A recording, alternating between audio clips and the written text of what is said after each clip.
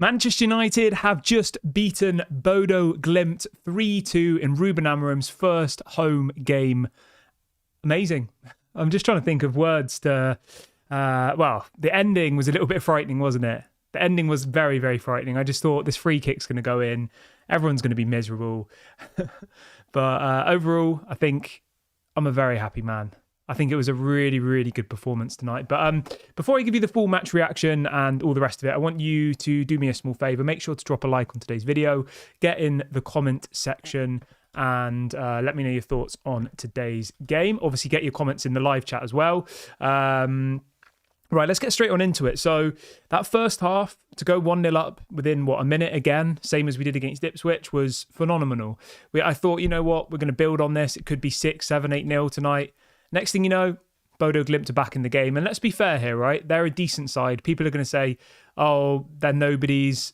They're a team that over the last 5 years have completely dominated Norwegian football. And I know on paper our team is levels above them, of course, but it's not always about that, is it? It's about how they're coached. They've had the same manager, I think, for like 5 years. He got them promoted from the second division in Norway, and they've won the Norwegian title 4 years out of the last 5. So you've got to give them some respect. Yes, they're not Real Madrid, they're not Bayern Munich, but they're a well-drilled side who know what they're doing, and they have a certain style of play and all the rest of it. So let's just say that from the beginning. So let's give a bit of respect to Bodø Glimt. Before today's game, they were higher in the table than us than in the Europa League. So, you know, if you don't think they're very good, then what does that say about us?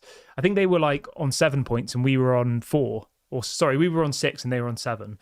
But after tonight's game, we're on 9 points now. We are only, at the moment, we're only 1 point away from the guaranteed qualification bit. And one of the teams in that area are Rangers, who are on 10 points. So if we're to beat Rangers, which we play, I think, in the next game or the game after, we would then be in the top 8. I think the ball is actually in our court now, if you look at the fixtures for the rest of the Europa League. And I know I'm getting a little bit ahead of myself here, but let's talk about that really, really quickly. Let's look at the next fixtures. So the next game we've got is Victoria Pleasant on the 12th of December, which is an away game, 5:45 kickoff. So obviously we have to go and beat that one there. Then we've got Rangers at home. Again, we have to win that. And then we have FCSB. I'll be honest, I don't know too much about FCSB or Victoria Pleasant, but I'll do a bit of research and let you know. But yeah, overall, I thought it was a really, really, really good performance. Somebody in the chat, Malps, is saying that was a shocking performance, but a win's a win. Wow. I don't know if I'd call it shocking. Rashford should have scored. Garnacho should have scored probably another 2. We could have easily won that game 6 or 7-2, I think. Bodø Glimt didn't really have any other chances other than their goals, other than their 2 goals. And we could have easily scored another 2 or 3 goals, easily. So I don't think it was a shocking performance. I thought it was a pretty decent performance. I actually thought the first 15 minutes of that game was some of the best football I've seen from Man United in years. And then obviously next thing you know,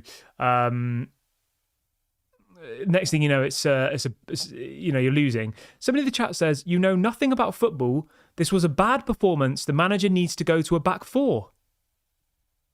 Wow. This is the problem, right, with Manchester United fans, okay? As a whole. If we lose, sack the manager, he's not good enough, right? If we win, not good enough, bad performance. Like, what's even the point in supporting a football team if that's how you look at things? I don't understand it. How can you think like that? You know? You're unhappy when they lose and you're also unhappy when they win. I thought tonight they played well. I thought it was decent. I don't have many complaints. I think both of their goals were both of them were Malacia's fault, to be honest. And that was because he hasn't played football for 2 years. And I don't think, let's be completely honest here, right? I don't think Malacia was Manchester United quality before his injury. And he's been out for 2 years with a knee injury. He's definitely not going to even be as good as he was before. Let's just say that from the off, right? And I'm not criticising. I know he's been out, and on a human level, it's amazing to see Malacia back. But do we honestly think that Malacia is good enough to play for Man United? I don't think so. Was he good enough before the injury? No. And when you look at the goals, that goal where he gets ran past, like that should not be happening in professional football. I'm sorry. Like, that's not good enough, you know? And I know people will say, oh, he's been injured. That doesn't like excuse the fact, does it? You know, I mean, if you're going on that logic, then he shouldn't have been playing. If people are saying, "Oh, he's not ready," give him a break. Yeah, and I'm not saying that everything's Malacia's fault. I'm just saying the 2 goals they scored, they didn't really create anything else whatsoever. And when you look at our chances we had today, Rashford should have scored. Easy chance there. He should have finished. And Garnacho had at least 1 or 2 chances where he should have scored. There was so many opportunities to score today. You just have to look at the stats, right? We had 20 shots today. We had 5 big chances that we missed. We had 72% possession. Listen to that stat there. 5 big chances missed. So we scored 3 goals and we also missed 5 big chances as well as having 72% possession. I thought it was a pretty dominating performance. But there is always the but with these players, that you can dominate a game, you can create chances, you can completely outplay the opponent, and then still you can end up losing. But today we managed to beat Bodø Glimt. Yes, it's not Real Madrid. Yes, it's not Bayern Munich, but I'm still happy with what I've seen. Let's see what else people are saying in the chat. Chris is saying, are you living in a dream world? We've been crap for a decade. This will take time. I'm confused. I'm not sure what you're saying. I think you're reacting to me reading out other people's comments. There are people in the chat who are unhappy with the performance. That's not me. I'm saying that I thought we played really well. I thought we played amazing in those first 15 minutes. I thought Mason Mount was absolutely brilliant tonight. I thought Rasmus Højlund was sensational. I thought Mazraoui was, I'm going to say this word, and I don't care whether you disagree. I thought Mazraoui was world class tonight, as he has been for most of this season. Mazraoui has been absolutely spectacular. I thought Ugarte had a really good game tonight. Really, really commanded that midfield. Who else played tonight? Let me have a little think. Mason Mount I thought was decent. Bruno Fernandes I thought was kind of average, to be honest. Anthony, average, as he always is. Martinez I thought was a little bit sloppy. De Ligt I think was okay. Malacia I don't think was very good. People will say, oh, he's been injured, but I'm not convinced by Malacia, regardless of the injury. When we signed him, I thought he was always going to be a backup, and I think he still is a backup. You know, he's never going to be a first-team player for Man United, Tyrell Malacia, especially after a 2-year-long knee injury. Mason Mount was really good, though. Højlund was really good. In relation to the substitutes, let's have a little look. I thought Amad Diallo was decent. Diogo Dalot made a massive difference when he came on for Malacia, I thought, in that second half. Again, really, really good tactical changes from Ruben Amorim. He changed something at half-time, and it really did improve our performance in that second half. And I think, you know, his ability to make substitutions early is something I really, really liked. By the 60th minute, we'd made 5 substitutions. I remember under Erik ten Hag, we'd be at like the 70th minute and he still wouldn't have made a substitution yet when we needed to change the game. Whereas Ruben Amorim today had made all 5 substitutions by the 60th minute, which I really, really like. And that was, so by the time just after we scored our second goal, our third goal, we'd made all our substitutions. So yeah, overall, I was really happy with the performance today. Obviously, you know, we should have scored more goals. The 2 goals that we conceded, I think, were pretty poor, but that was individual error. It wasn't like a team, bad from a team. It was Malacia just not being quick enough, effectively. So yeah, Connor in the chat is saying that Mazraoui for 12.5 million was a steal. Yes, I agree. Malp says, don't get me wrong, I'm thrilled that we won, but come on, it was a poor performance.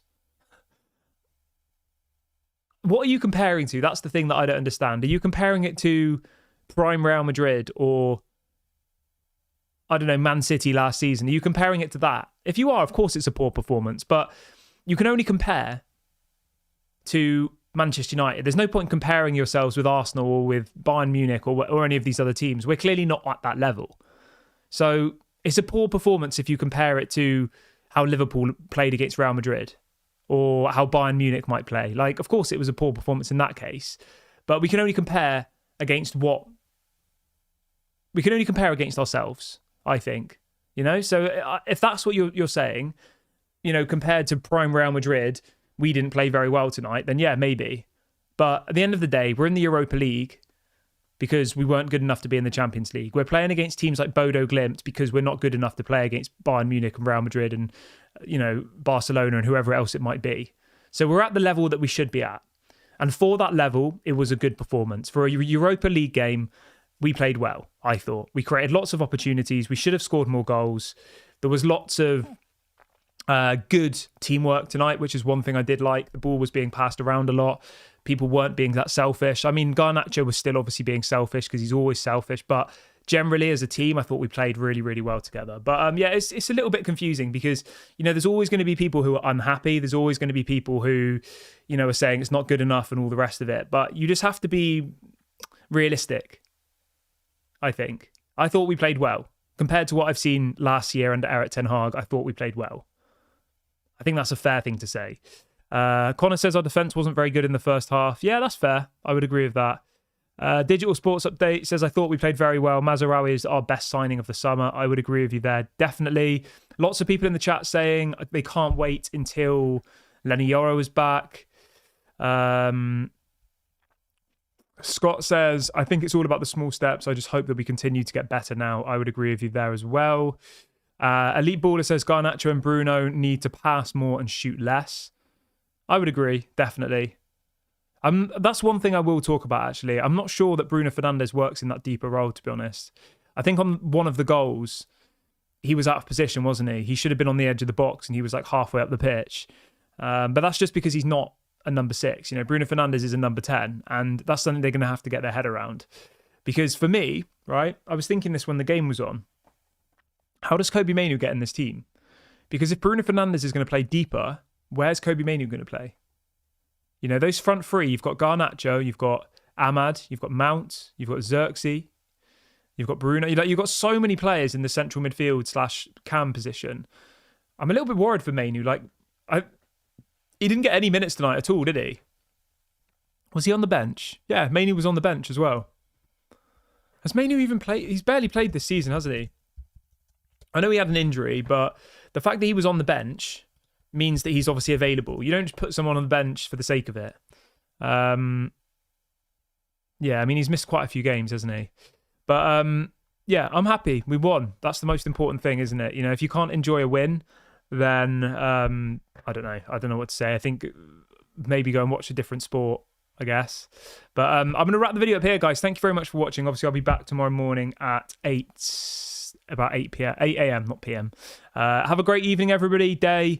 And yeah, speak to you all soon. Enjoy the win. Enjoy the moment. Next up, Everton on Sunday. We have to win that game. I'll speak to you all tomorrow. Bye for now.